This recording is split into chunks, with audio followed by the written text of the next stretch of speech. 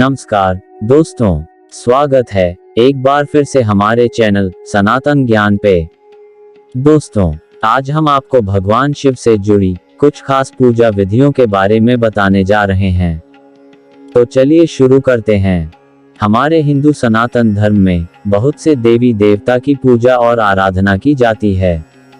वैसे तो ये भी कहा गया है कि ईश्वर एक है, परंतु फिर भी हर देवी देवताओं का अलग अलग रूप है और हम अलग अलग समय पर अलग अलग तरीके से उनकी पूजा और आराधना करते हैं और उनकी कृपा दृष्टि से अपना जीवन सार्थक बनाते हैं और अपनी हर मनोकामना पूर्ण करते हैं।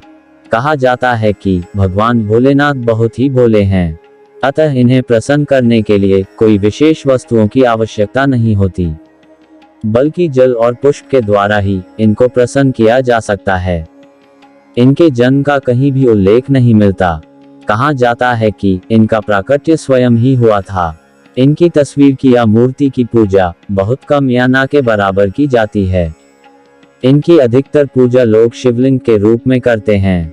हिंदू धर्म के लोग इसे ही भगवान भोले का स्वरूप समझते हैं। भगवान शिव की पूजा दुनिया में हर जगह की जाती है तथा इनकी पूजा चाहे इंसान हो या फिर शैतान हो, भूत प्रेत हो, हर कोई करता है। जब तक ये दुनिया कायम रहेगी तब तक भगवान भोलेनाथ की पूजा आराधना महिमा आदि किस्से हमारे कानों को पवित्र करते रहेंगे। भगवान शिव आदि भी है, अंत भी हैं और यह सृष्टि के संहारकर्ता भी कहे गए हैं। वैसे तो इनके बहुत नाम हैं, पर उनके भक्तों में सबसे प्रचलित नाम भोलेनाथ ही है। ये बहुत ही भोले हैं तथा श्रद्धा और भक्ति के साथ इनका पूजन करने पर ये सभी मनोकामनाएं पूर्ण करते हैं। वैसे तो उनके भक्तगण रोज इनकी पूजा तथा आराधना करते हैं, लेकिन इनका सबसे प्रिय दिन सोमवार माना गया है। उस दिन भगवान भोलेनाथ की विधि विधान के साथ पूजा करने पर इनकी हम पर विशेष कृपा होती है।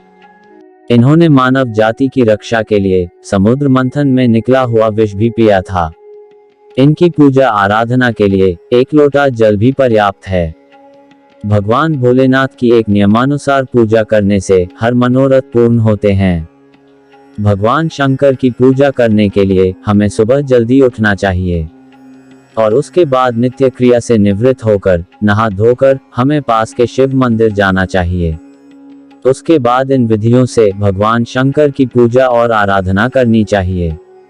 दोस्तों, जैसा कि हम लोग जानते हैं कि भगवान भोलेनाथ को हम लोग श्रद्धा विश्वास के साथ एक लोटा जल से भी प्रसन्न कर सकते हैं, पर जलाभिषेक करते समय ये ध्यान रहे कि सबसे पहले भगवान गणेश जी को जल चढ़ाएं, उसके बाद माता पार्वती को जल चढ़ाएं, फिर कार्तिकेय जी को जल चढ़ाएं, फिर नंदी जी को और अंत में शिव जी का प्रतीक भोलेनाथ उसके ऊपर जल चढ़ाएं।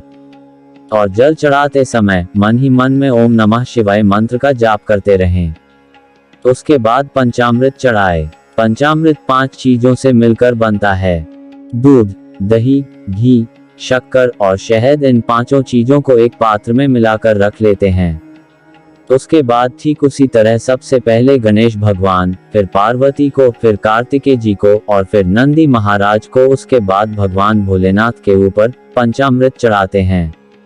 उसके बाद भगवान भोलेनाथ के ऊपर इत्र चढ़ाते हैं। उसके बाद 21 दाने साबुत चावल चढ़ाए, जिन्हें हम अक्षत भी कहते हैं।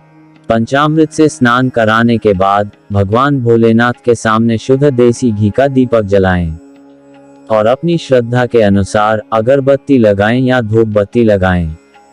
उसके बाद भगवान भोलेनाथ को प्रसाद के रूप में कुछ मीठा अर्पित करें, जैसे चीनी या गुड़, तथा अपनी श्रद्धा के अनुसार फूल फल भी चढ़ा सकते हैं।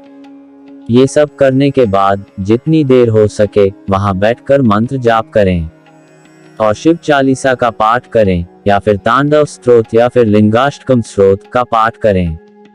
शिवरात्रि के दिन बेलपत्र व पुष्प चढ़ाकर तथा ऊपर से जलधारा गिराते हुए लिंगाष्टक स्तोत्र का पाठ करें तो हमें शंकर भगवान की विशेष कृपा प्राप्त होगी। दोस्तों, ये जानकारी आपको कैसी लगी? अच्छी लगी हो तो चैनल को लाइक और सब्सक्राइब करें।